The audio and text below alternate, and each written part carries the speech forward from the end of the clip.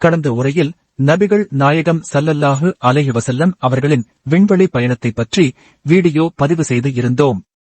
இந்த வீடியோவில் நபிகள் நாயகம் ஸல்லல்லாஹு அலைஹி வஸல்லம் அவர்களின் விண்வெளி பயணம் சாத்தியமானதா, அறிவுபூர்வமானதா என்பதை பார்க்க இருக்கிறோம்.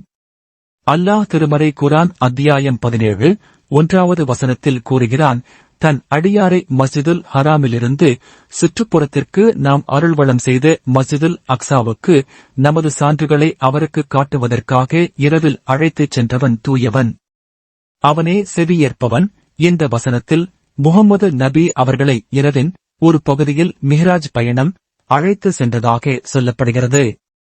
இது எப்படி சாத்தியமாகும்? முஹம்மது நபி அவர்கள் விண்வெளி பயணம் செல்வதற்கு புராக் என்ற வாகனம் கொண்டு வரப்பட்டது. அதன் வேகத்தை பற்றி முஹம்மது நபி அவர்கள் சொல்லும் போது கண்ணுக்கு எட்டிய தூரம் வரை அதன் ஒரு அடி இருக்கும் என்று சொன்னார்கள். உலகத்திலேயே ஒளி வேகம்தான் அதிக வேகம் கொண்டது. ஒரு வினாடிக்கு 3 இலட்சம் கிலோமீட்டர் பயணிக்கக்கூடியது.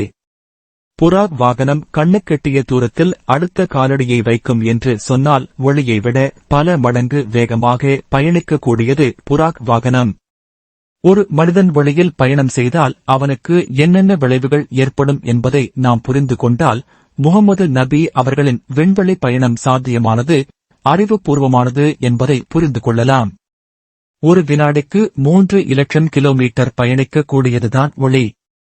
இன்னும் நீங்கள் இலகுவாக புரிந்து கொள்வதாக இருந்தால், ஒரு மனிதன் ஒளியில் பயணம் செய்தால் இந்த பூமியை வினாடிக்கு 7 முறை சுற்றி வந்துவிடலாம்.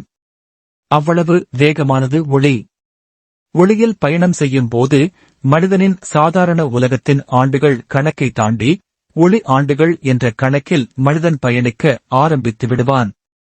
ஒளியை பற்றி அதிகம் ஆய்வு செய்த ஆல்பர்ட் ஐன்ஸ்டீன் என்ற விஞ்ஞானி சொல்லும் போது, ஒரு மனிதன் ஒளியில் பயணிக்கும் போது ஒளி ஆண்டுகள் என்ற கணக்கில் பயணிப்பான். இன்னும் அவனுக்கு காலங்கள் நின்றுவிடும், டைம் நின்றுவிடும், அவனுக்கு வயது கூடாது என்றும்.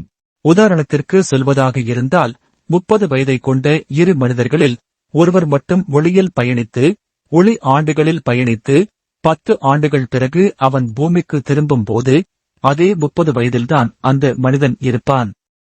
பூமியில் இருந்த இன்னொரு மனிதனுக்கு 40 வயதை கடந்து இருக்கும் என ஆய்வுகள் சொல்கிறது. ஒளியில் பயணம் செய்தால் டைம் நின்றுவிடும், காலம் ஓடாது, டைம் இஸ் ரிலேட்டிவ் என்று ஆல்பர்ட் ஐன்ஸ்டீனின் ஆய்வு சொல்கிறது.